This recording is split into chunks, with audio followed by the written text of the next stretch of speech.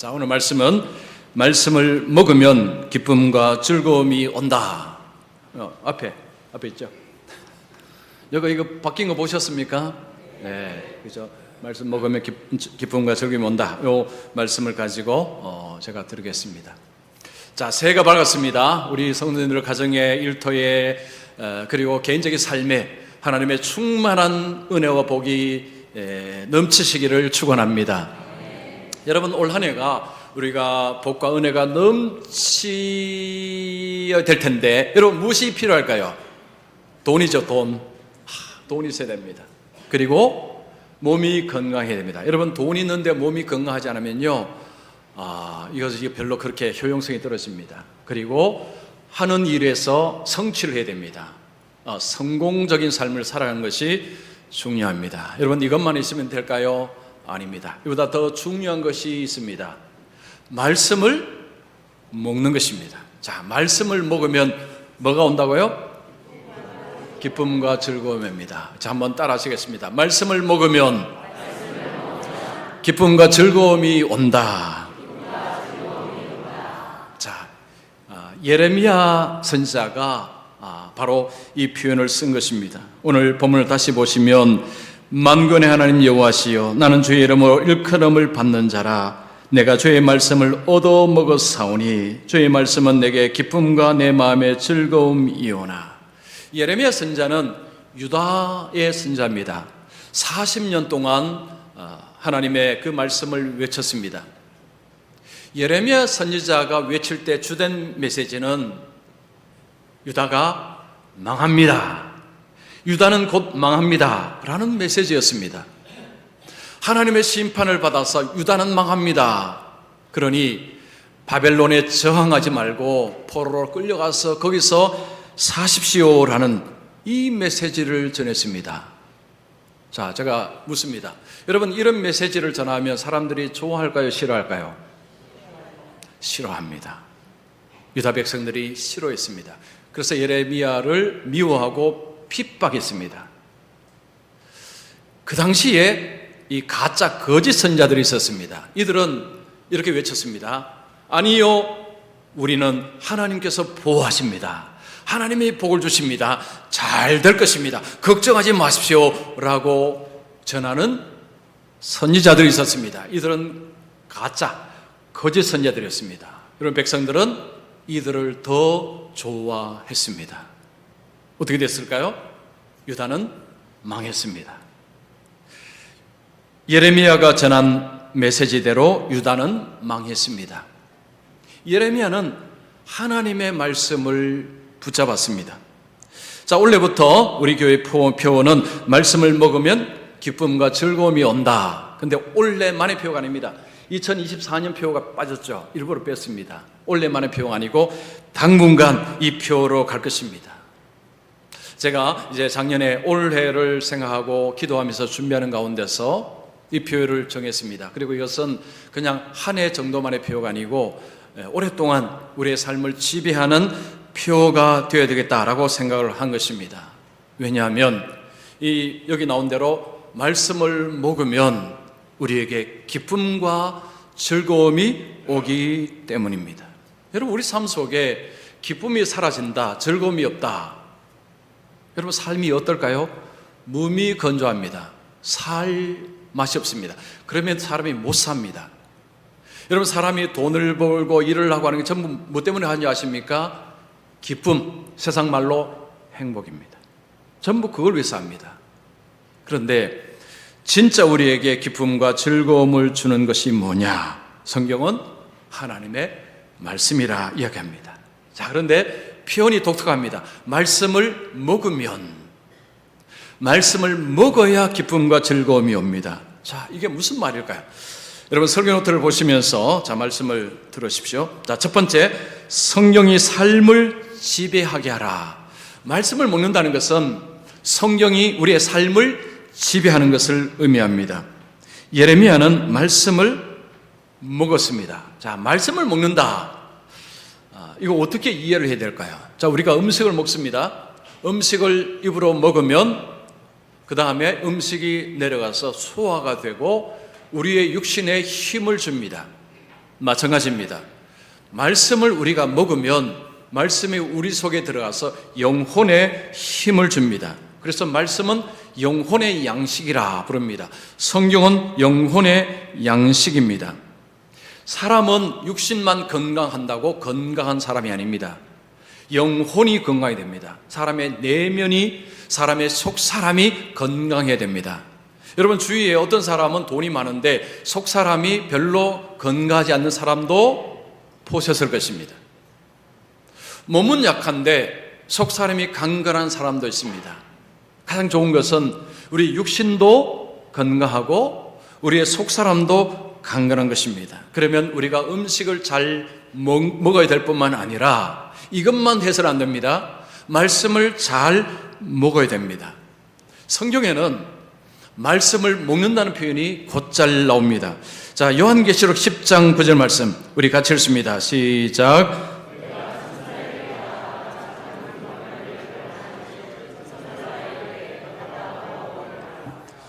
천사가 요한에게 이야기합니다. 작은 두루마리를 갖다 먹어라. 천사가 갖다 먹어버리라. 이 두루마리라는 것은 옛날에 두루마리는 양피지, 양의 가죽 위에다가 글을 썼습니다. 그게 이제 둘둘 말린 것이 이게 두루마리입니다. 자, 그러면 요한은 이 두루마리를 실제로 먹었을까요? 환상입니다. 환상이라는 것은 우리 육신의 눈으로 보는 것이 아닙니다. 하나님께서 특별한 방식으로 보여주시는 것이 환상입니다. 요한이 환상 속에서 하나님의 이 두루마리는 계시 성경을 말합니다. 하나님의 말씀을 먹으니 어떻게 되었는가 하니 내 입에는 꿀같이 달다. 요한이 고백한 것입니다. 그 두루마리를 먹으니 내 입에 꿀처럼 달다고 했습니다. 에스겔의 선지자가 포로로 끌려갔습니다. 바벨론의 포로로 끌려가서 그발 강가에서 환상을 보았습니다.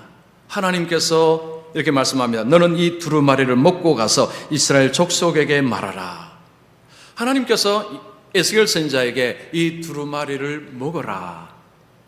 천사가 요한에게 한 것처럼 하나님께서 에스겔 선지자에게도 똑같이 이야기합니다.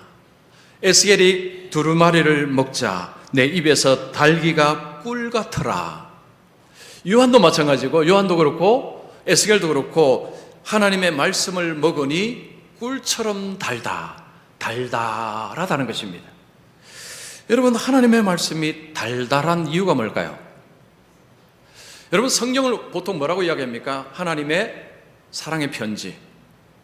하나님께서 우리를 사랑하셔서 주신 편지가 이게 바로 성경입니다. 여러분 성경에는 뭐가 담겨 있습니까? 하나님께서 우리를 사랑하신다. 하나님이 너를 사랑한다. 하나님이 나를 사랑한다. 이런 사랑의 표현이 있습니다. 그리고 하나님의 은혜의 말씀이 있습니다. 여러분 말과 글은 우리에게 기쁨을 줍니다. 서로 사랑하는 사람끼리 연애 편지를 씁니다. 여러분 사랑하는 여인에게 연애 편지를 받고 그 편지를 읽으면서 읽는 그 남성은 얼마나 기쁘겠습니까? 또한 이 사랑하는 여인을 위해서 어떤 남성이 그 사랑의 편지를 보냈을 때 그 편지를 읽는 그 여성은 그 편지를 읽으면서 얼마나 기쁘겠습니까? 말과 글은요 우리에게 기쁨을 줍니다. 하나님께서 글을 통해서 말을 통해서 우리에게 기쁨을 주신다는 것입니다. 예수님께서도 이와 비슷한 말씀하셨습니다. 사람이 떡으로만 살 것이 아니요 하나님의 입으로부터 나오는 모든 말씀으로 살 것이니라. 우리가 음식이죠. 밥입니다. 여러분 우리가 밥을 잘 먹어야 살지만 이것만으로는 안 된다는 거죠. 나는 배만 부르면 됩니다. 겉으로는 사람이지만 사람이 아닙니다. 여러분 밥을 먹고 배가 부른 것뿐만 아니라 우리에게 필요한 것은 하나님의 말씀입니다. 자, 하나님의 말씀을 우리가 먹을 때 사람이 균형이 잡힌다는 것입니다. 즉 사람이 영육간에 강건하다는 것입니다. 자, 말씀이 우리 속에 들어왔을 때 도대체 어떤 일을 하는가? 자, 우리 히브리서 4장 12절 말씀, 이것도 같이 읽습니다. 시작.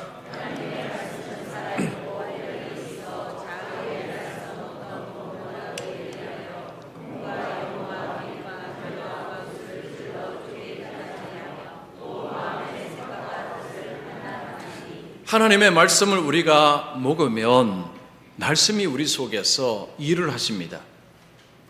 말씀이 우리 속에 들어와서 일을 하시는데 이 말씀이 살아있고 활력이 있다고 했습니다. 마치 어떤 검처럼 검보다 더 예리해서 우리의 마음을 이렇게 수술을 합니다. 수술해서 우리를 새롭게 만드는 이런 일을 하는 것이 하나님의 말씀이다. 그래서 신구약 66권은 하나님의 말씀이다 라고 확고하게 믿는 분들은 이 말씀이 내 속에 들어올 때에 이 말씀이 내 속에서 일을 하신다는 것입니다.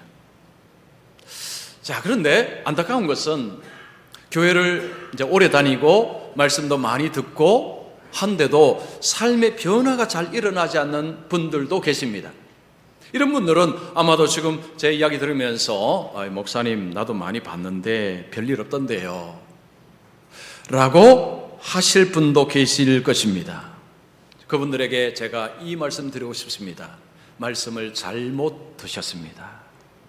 여러분, 약을 보통 이제 처방받아 살 때 의사가 언제 이걸 드셔야 효과가 있습니다 라고 이야기합니다. 아무 때나 먹으면 안 됩니다. 그 의사와 약사가 그때 시를 정해줘서 그 때에 맞춰서 약을 드십시오. 그래야 효과가 있습니다 라고 하면 그대로 드셔야 됩니다. 그대로 안 들고 자기 마음대로 먹고 이 약이 이거 효과 없어 라고 하면 여러분 그건 약이 문제가 아니고 본인의 문제입니다. 여러분 똑같습니다.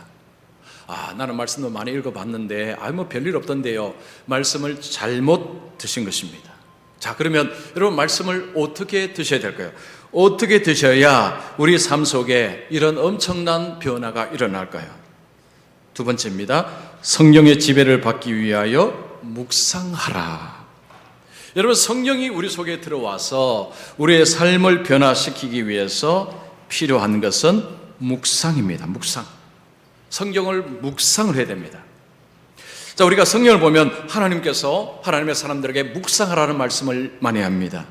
여호수아 1장 8절 말씀 우리 같이 읽습니다. 시작.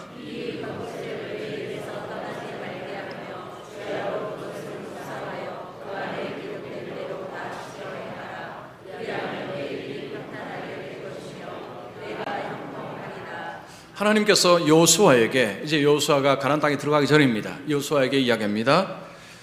이 율법책을 주야로 묵상하라. 주야라는 것은 늘 묵상하라는 것이죠. 여러분, 묵상하다는 게 무슨 뜻일까요? 이걸 원어적으로 해석을 하면 읊조리다라는 뜻입니다. 읊조리다. 자, 읊조리다는 말은 좀 쉽게 풀이하자면 중얼거리다라는 것입니다. 그러니까 성경의 말씀을 자꾸 입에서 우물우물 중얼거리라는 거죠. 마치 소가 되새김질을 하듯이 하나님의 말씀을 계속해서 입에 넣고 중얼중얼 거리라는 것입니다. 예를 들면 이렇습니다. 여호와는 나의 목자시니 내게 부족함이 없으리로다. 여호와는 나의 목자시니 내게 부족함이 없으리로다. 그는 나를 푸른 풀밭에 누이시며 실만한 물가로 인도하시는도다. 그는 나를 풀밭에 누이시며 푸른 풀밭에 누이시며 실만한 물가로 인도하시는도다 라고 하면서 입에서 그냥 중얼중얼 하는 거죠. 그러면서 이게 음미하는 것입니다. 말씀을 음미하는 거죠. 여호와는 나의 목자시니, 하나님이 나의 목자시구나. 하나님이 나의 목자시니 내게 부족함이 없으리로다. 하나님이 목자가 되시면 내게 부족함이 없다라고 하시는구나. 그런데 내게는 부족한 것이 많은데 어찌 이런 말씀을 하실까? 이렇게 이제 질문도 하는 거죠. 나에게는 돈도 부족하고 건강도 부족하고 이것도 부족하고 저것도 부족한 거 투성인데, 근데 하나님이 나의 목자시면 내게 부족함이 없으리라 왜 이런 말씀하셨을까? 그는 나를 푸른 풀밭에 누이시며, 자, 이런 말씀 보면서 이제 자신이 양이라고 생각하는 거죠. 내가 양인데 그 푸른 풀밭, 그 맛있는 풀밭입니다. 여러분 진수성탄을 앞에 쫙 놔도 생각해요. 그 뷔페, 여러분 뷔페 가시면 음식들이 쫙 있습니다. 여러분 그걸 이제 생각하시고 그 앞으로 이제 여러분 하나님께서 여러분을 인도하셨다. 이게 이제 양이 푸른 풀밭입니다. 그리고 목이 마릅니다. 목자가 양을 물가로 인도합니다. 여러분 시원한 생수, 여름에 가랄 때 시원한 생수, 그것을 생각하십시오. 그런 가운데서 하나님께서 내게 부족함이 없으리로다 라고 말씀하셨으면 이 말씀이 사실일진데, 그러면 이 말씀은 무슨 말씀일까 하고 말씀을 입에 놓고 웅얼거리는 것입니다. 여호와는 나의 목자시니 내게 부족함이 없으리로다. 계속해서 이제 하나님과 이렇게 대화도 하면서 그 말씀을 가지고 계속해서 입으로 웅얼거리고 중얼거리는 이것이 읊조리는 것입니다. 이것이 묵상하는 것입니다. 자, 이것은요, 말씀을 우리 가슴 속으로 깊이 집어넣는 방식입니다. 말씀이 우리 입에서 웅얼거려질 때 그 말씀은 우리 마음속에 이제 계속해서 내려갑니다. 우리 마음이 그 말씀을 받아들이고 그 말씀을 이게 소화하기 시작합니다. 성경은 이런 식으로 묵상하라는 표현을 많이 하고, 특별히 시편에 보면 복 있는 사람에 대해서 이렇게 이야기합니다. 오직 여호와 율법을 즐거워하여 그의 율법을 주야로 묵상하는도다. 이 시편 기자를 통해서 이야기합니다. 누가 복 있는 자냐? 하나님의 말씀을 주야로 묵상하는 자가 복이 있다. 좀 다르게 표현하면 복 받는다는 거죠. 여러분 2024년 하나님께 복을 받기 원하신다면 뭘 하셔야 됩니까? 하나님의 말씀을 묵상하셔야 됩니다. 자, 여러분 2024년 복 받고 싶으시죠? 그러면 뭘 하셔야 된다고요? 묵상하셔야 됩니다. 하나님의 말씀을 중얼중얼 거리시는 것을 해 보십시오. 말씀을 우리가 계속해서 이 말씀 저 말씀을 우리가 우리 마음속으로 이제 우리가 중얼거리면서 우리가 읊조리면서 우리 마음속에 이렇게 들어가게 되면 어떤 일이 벌어질까요? 자, 골로새서 3장 16절의 일이 벌어집니다. 같이 읽습니다. 시작.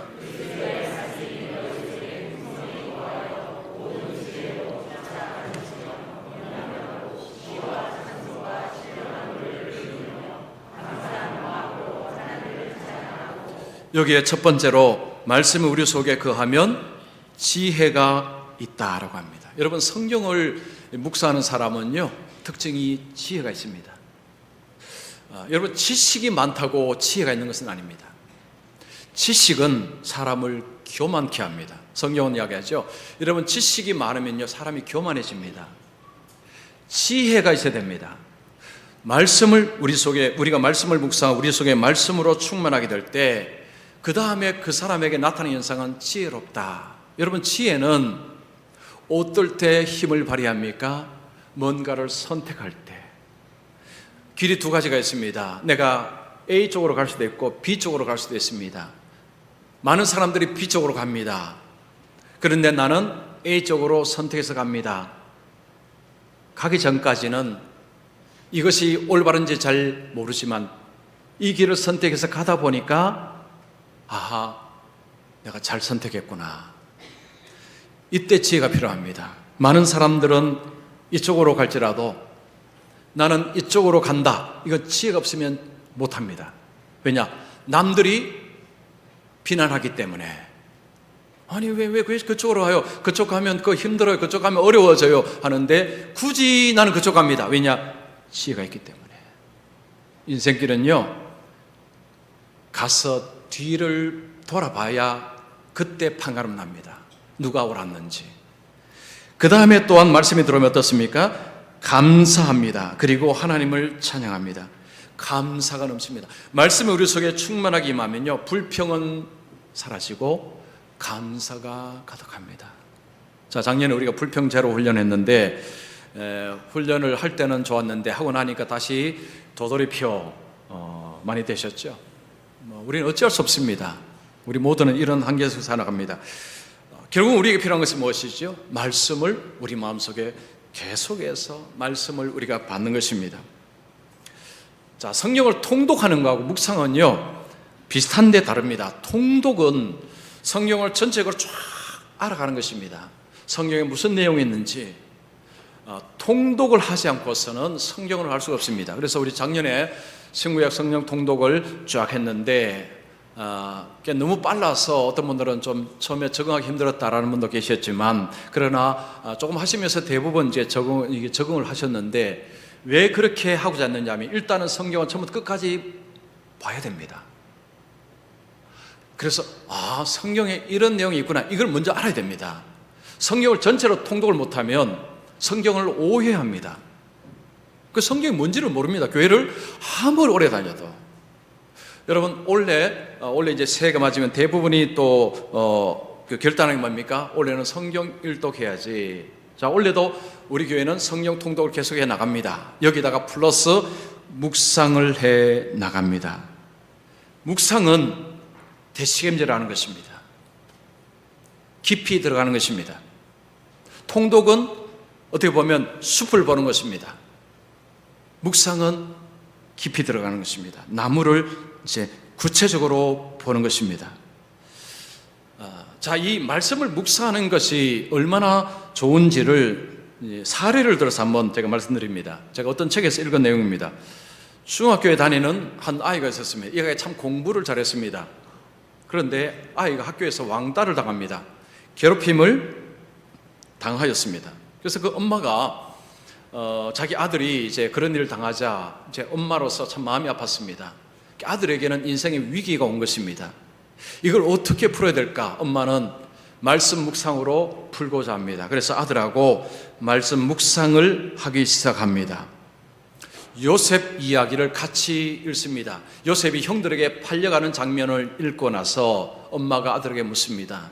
아들아, 이때 요셉의 심정이 어떨 거라 생각하니? 이 아들이 자기가 지금 미움을 당하고 있으니까 그 심정이 이해가 됩니다. 엄마, 요셉이 아마 죽고 싶었을 거야. 자기가 좀 어려움 당하니까 요셉의 심정이 이제 뭔가가 좀 느껴지는 것입니다.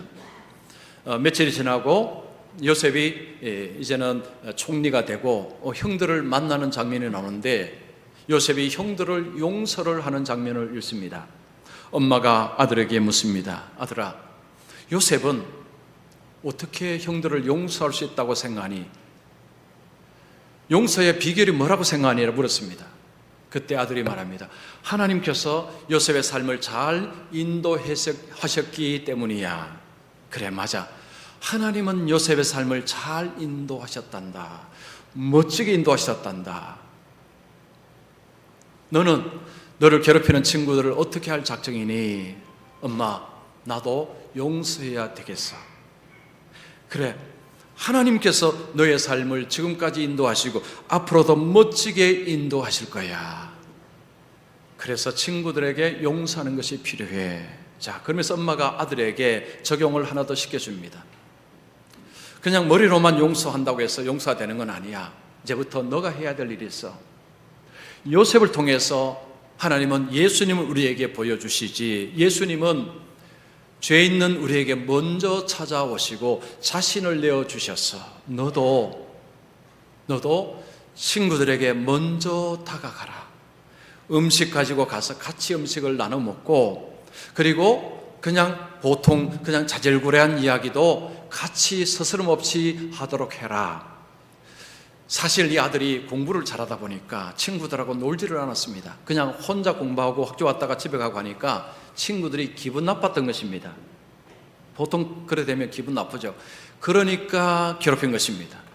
그래서 이 아들이 그 다음 날 친구들 먼저 다가갔습니다. 그리고 같이 이거 먹자 하고 음식을 나누고, 그리고 그냥 농담, 게임 이런 것들을 같이 가서 했다고 합니다. 그러면서 관계가 회복이 되었다는 거죠. 바로 이겁니다. 여러분, 성경은 저 2000년 전에, 3000년 전에, 4000년 저 과거에 그냥 있었던 역사적인 이야기 이렇게 생각하면 지금 나와 아무 상관없습니다. 성경을 묵상한다는 것은 내가 그 속으로 들어가는 것입니다. 내가 그 시대 속으로 들어가는 것입니다. 내가 요셉 속으로 들어가는 것입니다. 요셉은 이때 어땠을까? 요셉은 어떻게 형들을 이렇게 용서할 수 있었을까? 나 같으면 못했을 텐데. 질문을 던지는 것입니다. 성경과 대화하는 것입니다. 이것은 하나님과 대화하는 것입니다. 말씀 속에서 오늘의 나와 만나는 것입니다. 이게 묵상입니다. 그러면 말씀이 내 삶 속으로 쑥 들어옵니다. 아하, 내가 이렇게 해야 되겠구나. 하나님께서 나에게 이렇게 하시기를 원하시는구나. 여기서 변화가 일어나는 것입니다. 자, 원래부터 이제 성경 통독 훈련과 더불어서 묵상 훈련을 합니다. 언제 하느냐? 점심 드시고 교제하시고 2시에는 본당으로 다 들어오십시오. 모든 분들이 다 들어오시기 바랍니다. 이제 교회 바깥에 있으면 안 되면 무조건 다 오셔야 됩니다. 오셔서 이제 말씀을 드시는 훈련을 하시는데, 그냥 제가 하라는 대로 그냥 따라오시면 됩니다. 따라오시면 됩니다. 그래서 이것은 정착하는데 시간이 좀 걸립니다. 그래서 모든 분들이 오셔서 묵상 훈련을 통해서 제가 원하는 것은 바로 이겁니다. 기쁨과 즐거움을 얻기 위하여. 와, 말씀을 묵상하니까 이렇게 좋구나. 이렇게 재미있구나. 이제 하박국을 가지고 먼저 합니다. 하박국을 가지고 하는데, 여러분 아무도 준비 안 하셔야 됩니다. 성령책은 들고 오셔야 됩니다. 주일에 오실 때 성령책을 들고 오시고, 그리고 밥 먹고 집으로 가지 마시고요. 가지 마시고 성도와 교제하시고 다 올라오십시오. 올라오셔서 하시되, 이제 자, 우리 교회가 이제 일꾼을 세우고 중요한 일을 할 때에 말씀을 통독하고 묵상하셨는가를 보겠습니다. 이거 안 하시면 중요한 일을 이제는 못 하시도록. 왜냐? 이거 안 되면요, 일하면서 자기 자랑합니다. 자기 이름은 높입니다. 사람이 드러납니다. 여러분, 하나님 말씀을 통독하고 말씀에 묵상하게 되면요, 주님을 높입니다. 주님을 높이는 분이 교회 일을 해야 교회가 강건하게 설 수 있습니다. 그래서 자, 우리 모든 분들은요, 예외 없습니다. 우리 예외 없이 모두가 다 말씀 묵상을 통해서 말씀을 잘 드시도록, 여러분이 말씀을 잘 드시도록 그렇게 훈련을 시키도록 하겠습니다. 이것은 하루아침에 되는 것이 아닙니다. 좀 시간이 걸립니다. 여러분도 인내하시고 따라오시면 말씀을 통해서 예레미야가 고백한 것처럼 말씀을 먹으니 기쁨과 즐거움이 오는구나. 그래서 2024년 한 해는 말씀 속에 깊이 잠겨서 그 말씀의 기쁨과 즐거움을 맛보는 한 해가 되기를 소망합니다. 그래서 우리 교회가 말씀 통독, 말씀 묵상의 전문 교회가 되기를 소망합니다. 시작입니다.